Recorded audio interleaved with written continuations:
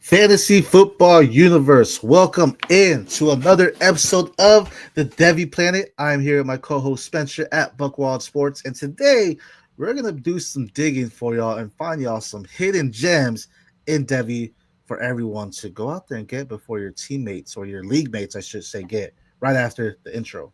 Welcome to the Devy Planet.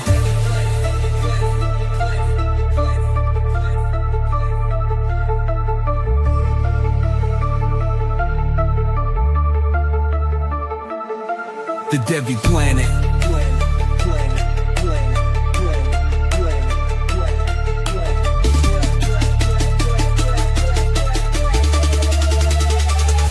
The Devy Planet.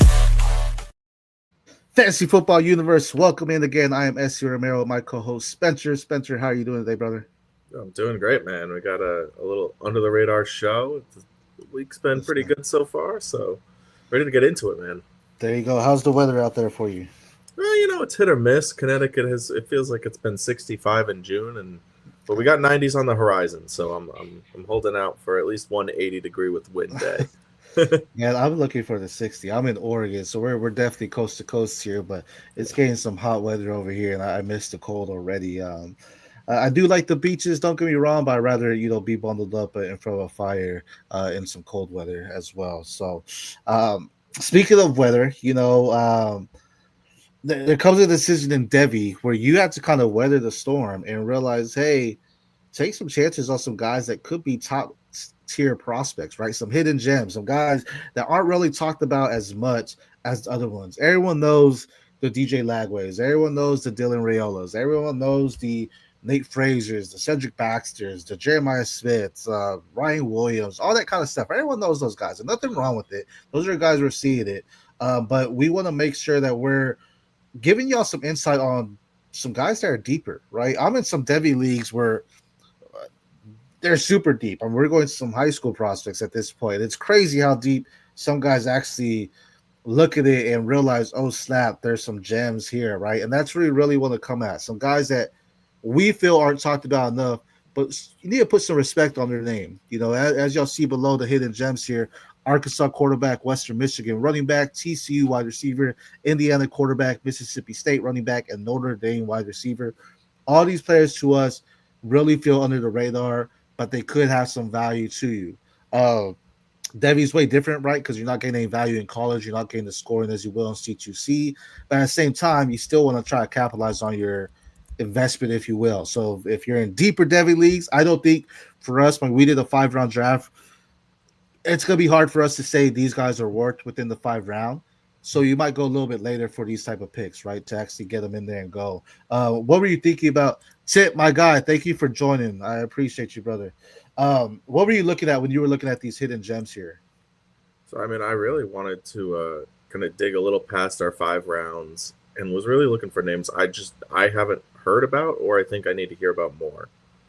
So, some guys who I think, and I want helium too, a guy who can rise quick once they get going. You don't want, a guy who's going to sit around with your hidden gem. You need to know, is this guy worth holding or not? Because there's a lot of players out there. For sure. What about you? What was your process here? Same concept, going through the college ranks. I mean, college, there's a plethora. I mean, over 130 for sure different universities that can have potential to get a pro prospect. And a lot of times we talk about the FBS, right? The main Power 4, even your G5. So I even went even deeper and tried to find some of that in the G5. You can't even go even deeper and go into your FCS and those type of schools as well, because there's talent everywhere.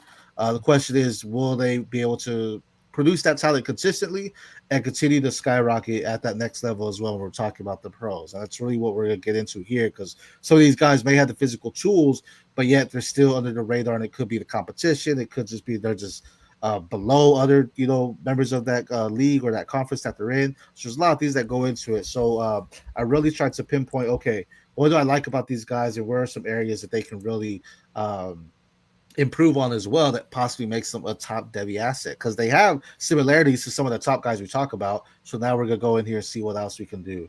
So without further ado, let's go into our first one. I actually, before we go that, helium players. That's the next one we need to do because I like how helium make a rise. That's the next one for sure. But hidden gems. We're gonna start off with our Arkansas quarterback here, and that's gonna be Taylen Green. Now, Taylen Green, again, out of Arkansas, 6'6", 225, so that prototypical size, 60.3% completion last year, 10.7 ADOT, 3.16 are there as well. 285 yards, 13 touchdowns to 9 interceptions, 6.3 yards per attempt, 728 yards. This is rushing as well. 390 yards after the contact, 37 missed tackles for us. That really stood out to me. 7 TDs, but also 12 fumbles. 3.16, sorry, time to throw as well. So that's how long it takes them to throw the ball. So for me, the first thing that stood out is that 3.6. Now, 3 seconds seems like a very quick, amount of time. Reality is that is super long though for a quarterback. You want them to get the ball in a snap within 2 seconds, in 2.3 at that. So 3.1 to me that tells me he's holding the ball. Maybe he's not scanning the field as effectively. Could be on the right receivers, not doing their job to get open as well. But I do want to see a little bit more in that moment for him, to get the ball out more quickly. A 10.7 ADOT, that's good. He's getting the ball down the field. He's getting to a first down area. And 60.3% completion is really good as well. That's not bad for a quarterback. And also the yards. That's what really stood out to me picking out him is the rushing upside. Just under 3,000 yards passing. Nothing too great here, but you add that with 728 yards on the ground.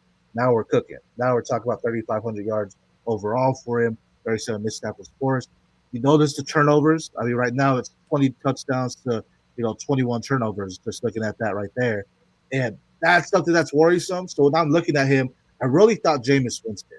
And you look at Jameis Winston, he's a guy that he's going to throw it. He doesn't care who's there. It could be the Messiah guarding Jeremiah Smith, plus, Deadpool, whoever the top coverage guys, just crazy guys. And you're just like, okay, I'm still going to throw it.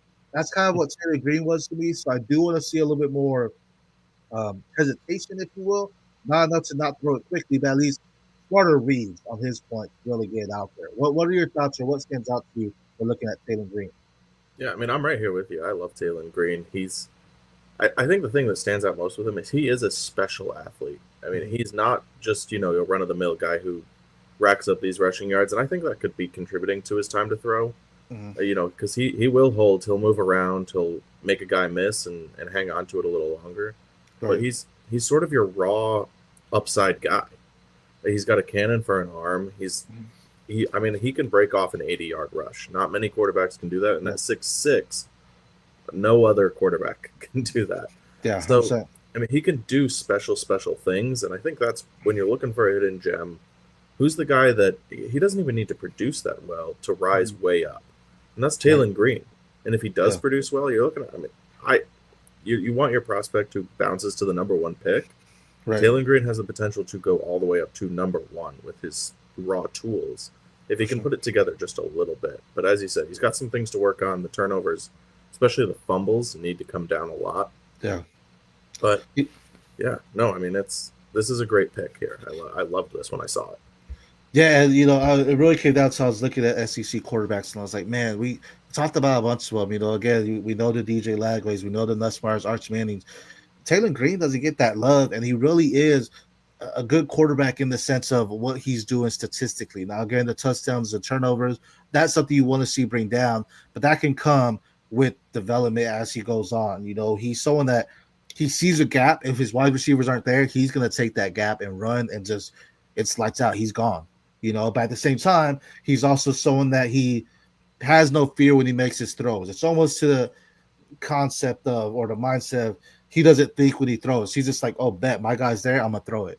And he's not looking around his guy as well. He's just saying, I'll throw it into X amount of coverage as well. So I do want to see more of him. Again, a deeper sleeper, I would feel. In Devy right now, I mean, like I said, we did a 5-round mock draft and we didn't mention him.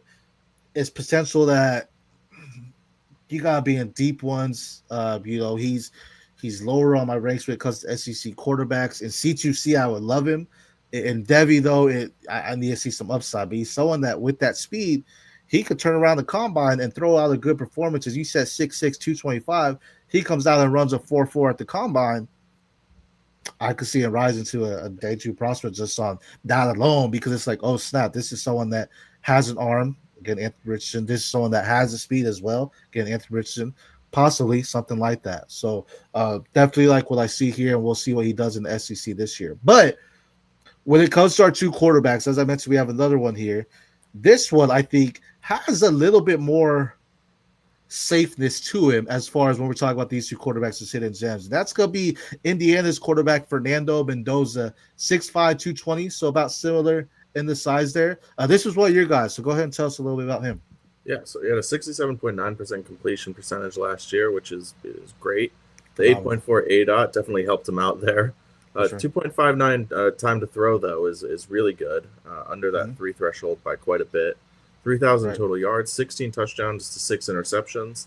Then he offered a little bit on the run, with 6.4 yards after yards after the catch, 334 yards total on the ground. 156 of those were yards after contact.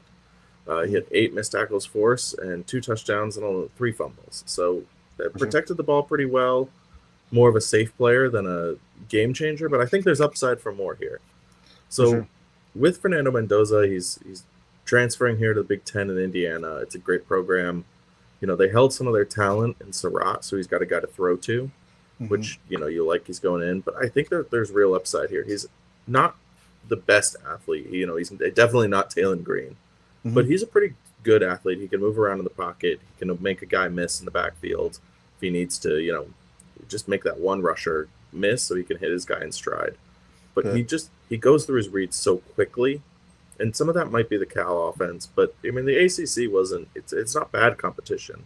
It's weird that Cal is there. I always think of them as a Pac-12 team, but but Cal in the ACC last year, they held their own against some pretty good teams, and Mendoza was a big reason why. So he has a chance to really step up against better competition this year. I'd argue some of the best defenses in the country that challenge the SEC. I think it's a pretty even playing field. So he's going to have an opportunity to really show that he's the guy here. Yeah, and I could see him rising pretty high in the NFL draft if he has a great year. What do you think about Fernando Mendoza?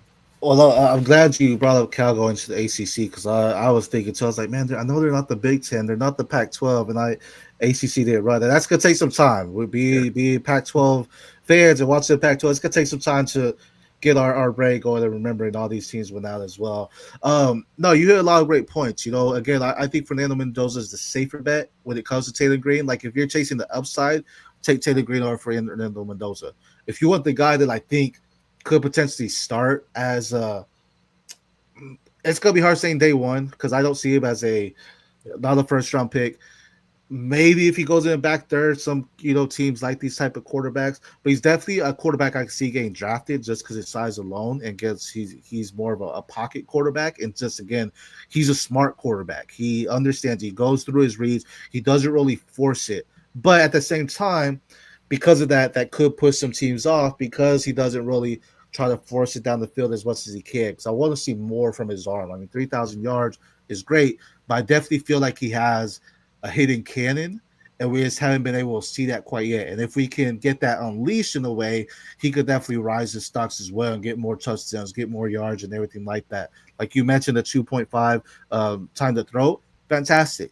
Get that down a little bit more. You're going to get some more. The 8.4 ADOT, great. He's moving the chains. Again, get that up a little bit more. It could come. And again, it's going to come going to a team in Indiana that I feel what Cal was lacking a lot last year was possibly their defense.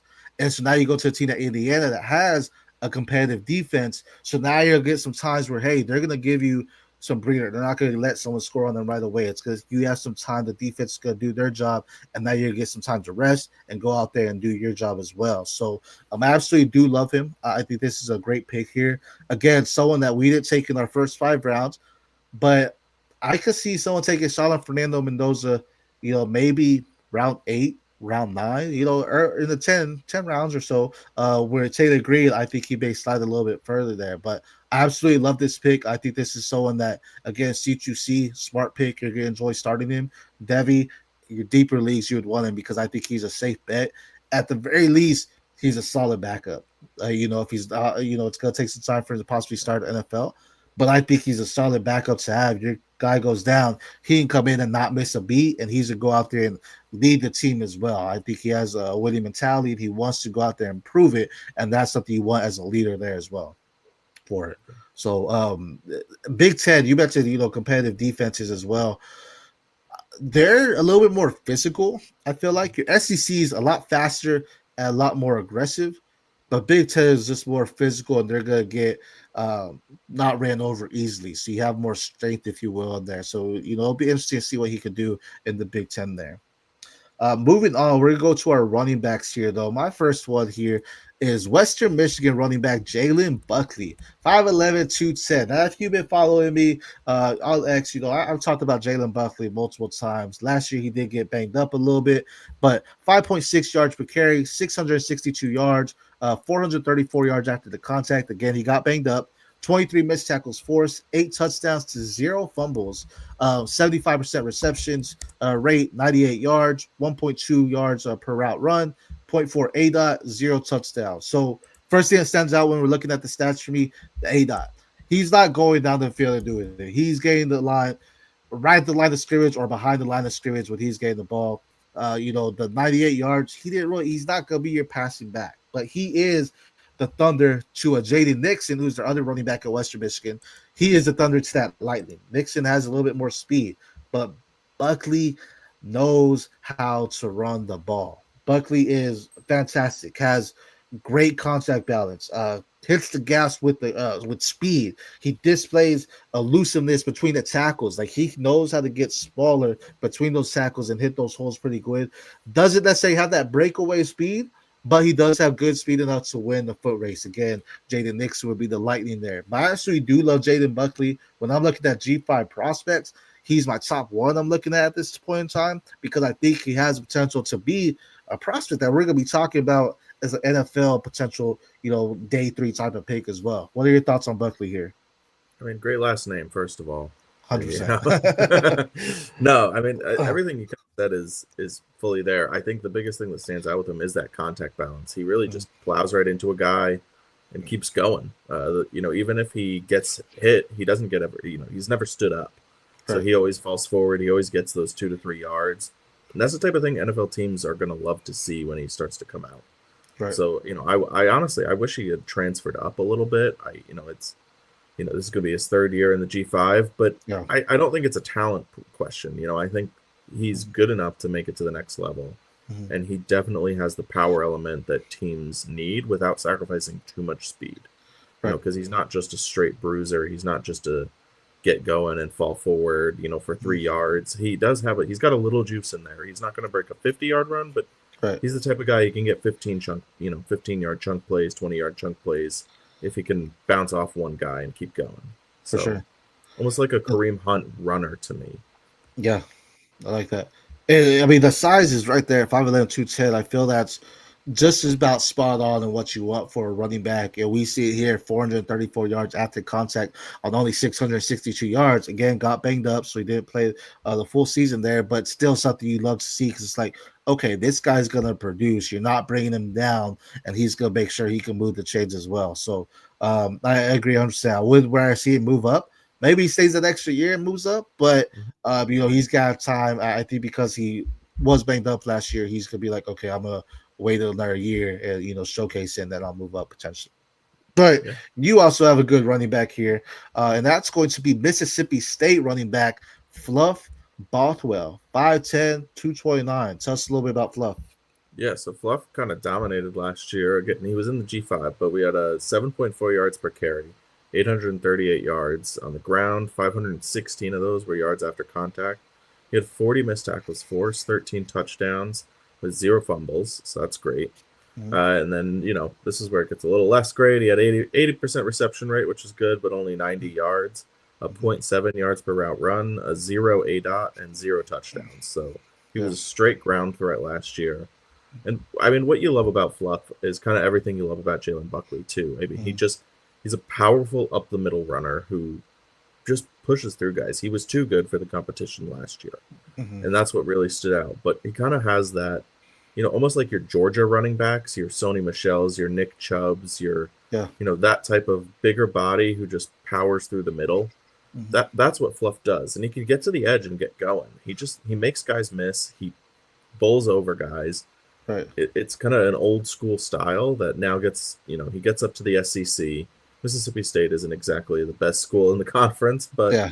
He'll be probably the guy in the room because of that, though. Yeah. Against big bodies, and he was a true freshman last year when he did this.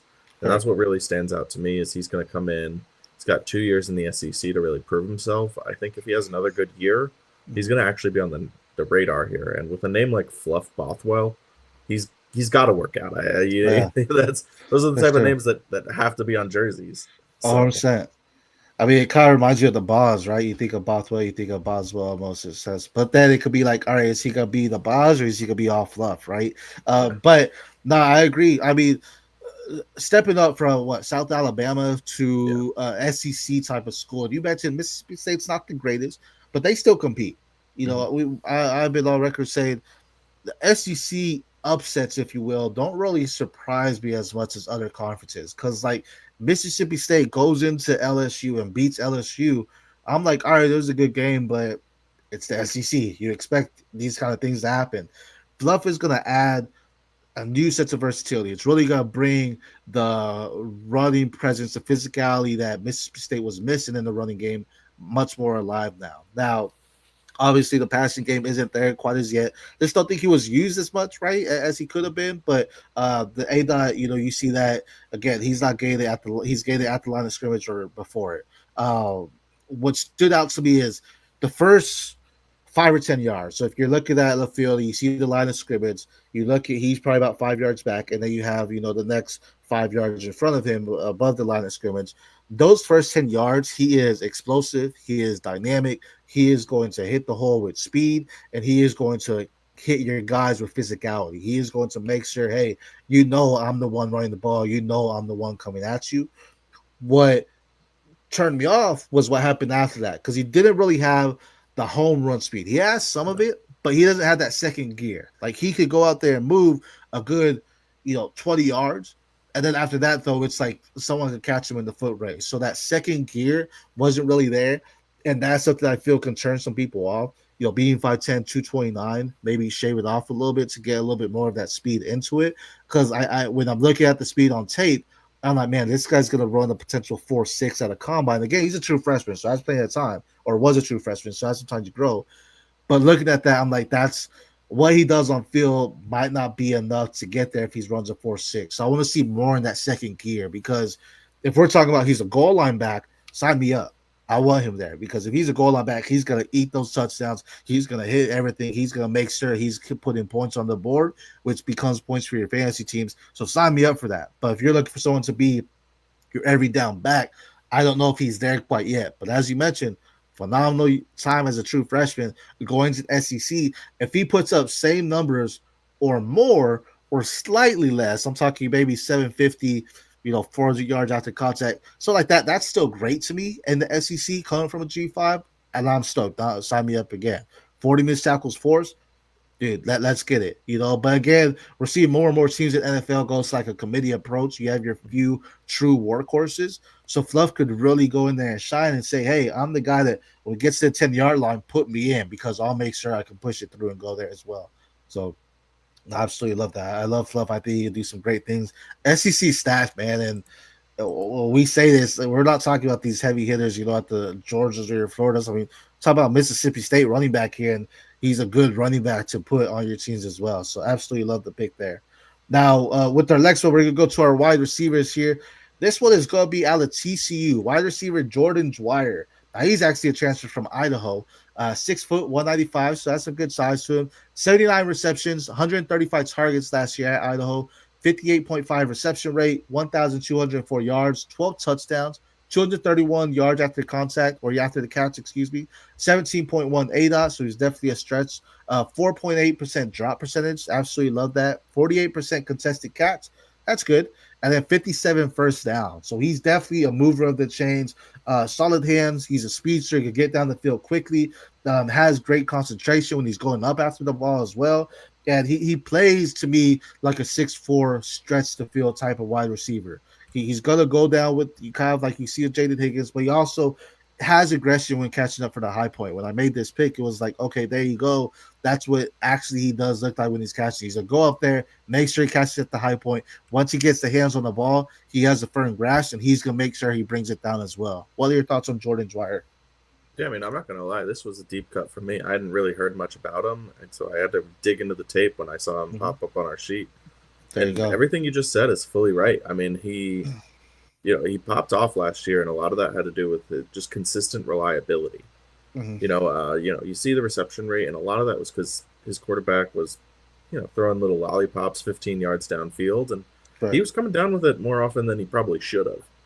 I think he's a classic TCU kind of wide receiver. He's very athletic. He's got good bounce, and he can make some stuff happen after the catch. They're missing some. They missed it last year in the room. They really didn't have this caliber of player, and I think he's gonna, step in and probably be their best or second best option this year. And TCU always seems to produce someone the NFL is interested in, whether they work out or not.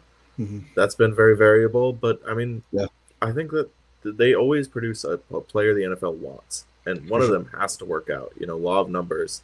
Eventually, TCU is going to produce a consistent NFL caliber wide receiver. So Jordan Dwyer is a good name to watch, and again, put me on his. You put me on him because I was not on the guy. So let's go. It was interesting, yeah. No, he saw that he really turned it on towards the end of the season. Like the 1,200 yards, that looks great. A lot of that came towards the end of the season. 4 of his last 5 games, he had over 100 yards. And 2 of his last 3 games, he had 11 receptions and 5 total touchdowns. So he definitely turned it on towards the end of the season there for him. And that's really what kind of stood out. It's like, okay, I see that production going in. It looks like he wants it now. And again, now you have him transferring over to a Big 12 team in TCU. I think it's someone that they can definitely use, a playmaker, if you will, at that next level on the field. Again, 17.18, he's there, getting the first downs, receive 57 first. He's going to be someone that's going to move the chains, potentially help TCU be a little bit more competitive this year and actually get a chance to, win the Big 12 outright. Now, your guy, again, I think your guy might be the safer bet, though, here when we're talking about wide receivers, and that is going to be wide receiver out of Notre Dame, Malachi Fields, 6'4", 220. Talk to me a little bit about Malachi Fields here. Yeah, so Malachi Fields is last year he had 55 receptions on 94 targets, 58.5% reception rate, 808 yards, 5 touchdowns, 278 of his yards were after the catch. He had a fairly healthy 11.9 ADOT. Only a 3.5% drop rate, 52% contested catch, and 34 of his 55 receptions were for first downs. So Malachi Fields is a guy who he's been a pretty consistent guy for. He was at UVA for 2 years, where he was really ahead. He played there all 4, but the last 2 is really what he was doing, and he's just this is kind of what he's done consistently. I think what really stands out, because these numbers they're not anything crazy. It's not anything to write home about. But he's safe and reliable, and I think the NFL is, he's the type of guy I think could be better in the NFL than he is in college. Fair. And it's simply quarterback play. And Notre Dame, it's not getting any better. Sorry for you. Was it CJ Carr believers? I don't see it. I'd love for Notre Dame to finally get a quarterback that comes out. I just don't think he's him. But he'll be able to find Fields enough that Fields will show off what he can do. Now, he's a little bit of he's going to be a super late declare. He's a 5th-year player. But again, he's a consistent, reliable target at 6'4", 220. You're thinking he's a go up and get. He does have that contested catch, but he can't get downfield. He's not going to be fast. He's definitely quick. So the smart, savvy route runner, if that's your type, Malachi Fields at 6'4", 220 is that player, and he's going to do very well, I think. All right, what are your thoughts on Fields? You kind of hit it on the nose at the end there, saying that savvy route runner, because at 6'4", 220, sometimes you think of that as a stretch wide receiver, and I don't necessarily see him as that. I mean, you look at the ADOT compared to him to what Jordan Dwyer was, he's a little bit less, but it's because he's a little bit more precise in his route running. He knows exactly and how to find those soft spotting coverages as well. And then at the beginning, you also mentioned consistency. Yes, he was there all 4 years. The last two are really what shined, but he really stayed above 14 yards per catch or per attempt there throughout his whole season. I think there was one he did it really as well, but that was 2022, and that was kind of the redshirt year for him, if you will. But he is consistent enough that he is a solid receiver. He's going to be one of the reliable receivers. A lot of times when we're thinking about Notre Dame, you're thinking Jeremiah Love. But Malachi Fields could be the name to watch. And yeah, he may be one of your older wide receivers, but if he goes out there to a team like Notre Dame and really helps evolve their passing game a little bit more this upcoming season, that's something that's going to pay a lot of attention to NFL scouts as well. So I absolutely love that. I think he's a great pick here. Again, more safer, I feel like, than with Jordan Dwyer, because he's someone that's really going to be closer to your quarterback. I feel he's someone that could build a stronger connection, more reliability to the quarterback as well. And that's just going to benefit him more. And this could be the breakout year for him, if you will, to actually have over 1,000 yards. Last season, 58, last season, this 55 receptions, 808 yards. Season before that, 58 receptions for 811 yards. Very consistent. This season could be the season where he gets possibly 70 receptions, again, over 1,000 yards, and maybe a couple more touchdowns as well. So absolutely great pick. I think he's a phenomenal athlete. And this is someone I could see taking in your Devy rounds, potentially 7th, maybe 8th round as well. When you talk about where Jordan Dwyer, again, he's going to be someone you're going to push down a little bit further just because he's coming up from Idaho and TCU, where Malachi Fields has had some competition, and he's actually done pretty good against it as well. So absolutely love that. And everyone for tuning in, we appreciate y'all. That is really all we have for our shows here today, talking about it. I know we talked about some hidden gems. Is there anyone else that stood out to you as a hidden gem that we didn't really go on? Because we only did 3 and 3, but is there someone else that stood out to you as a hidden gem? Yeah, I was really battling, and it's I've mentioned it before in my SEC rankings. It's Isaiah Horton at Alabama. He's been making some big noise in spring, in summer practices. The beat reporters are saying he could challenge for the wide receiver 1 role. He looks like the best player on the field. Yep. So, I think that speaks to the talent that he has. And I know you mentioned he looks a little stiff. Guess he's lost a little bit of weight. He's got a little more fluidity in his strides. I mean, there you go. I think we could be looking at a really big year for Isaiah Horton at Alabama, and he could be, wide receiver 1. I stand by Jordan Tyson's the guy, but after that, it's pretty wide open for me. 6'4", 210 at Alabama. Why can't he be the wide receiver 2? Yeah. That could be very possible. That's all you need. If you showcase to Alabama that you have what it takes, that's phenomenal for you. I'm glad you brought up a receiver because I actually have one as well, though. And that's going to be out of Oregon. Evan Stewart had a big injury that's possibly going to sideline him for the year, which a lot of people are talking about DeCorian Moore, the true freshman. I get it. I've seen DeCorian Moore play. I've seen his tape. I saw him in the spring game. He is an absolutely stud. This guy is super quick. But don't sleep on Gary Bryant Jr. Gary Bryant Jr. was banged up last year, and they wanted him to play. They wanted him to be involved, but he got banged up and he missed a lot of time. Just don't be surprised if Gary Bryant Jr. becomes what Tez was in a sense if he's healthy. Again, I know that Corey Moore is here. Lanning likes to give his guys that next man up mentality. And DeCorian Moore, he'll get his time with Evan Stewart being out. But if Gary Bryant Jr. is healthy, he may end up being that step-in role of what Tez was last year and being a top guy. He's a phenomenal slot wide receiver. He knows how to get away and break away from opponents and find a soft spot in coverage as well. And he's someone that I can see Dante Moore building a connection with early on and being able to help Oregon win some games down the stretch as well, just because of his quickness and elusiveness in the open field as well. So those were our guys. We gave you our 2 hidden gems at the end there as well. But as we mentioned, we went through Taylen Green out of Arkansas quarterback. We went through Fernando Mendoza, Indiana quarterback. Jalen Buckley out of Western Michigan, the running back. Fluff Bothwell, Mississippi State running back. Jordan Dwyer, excuse me, I say Tyson. Jordan Dwyer, TCU wide receiver. Let's not get those mixed up there. And then Malachi Fields, Notre Dame wide receiver.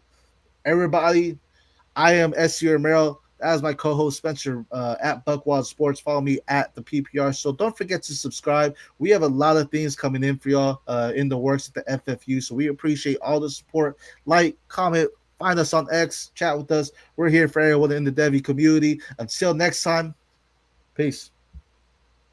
FFU. FFU.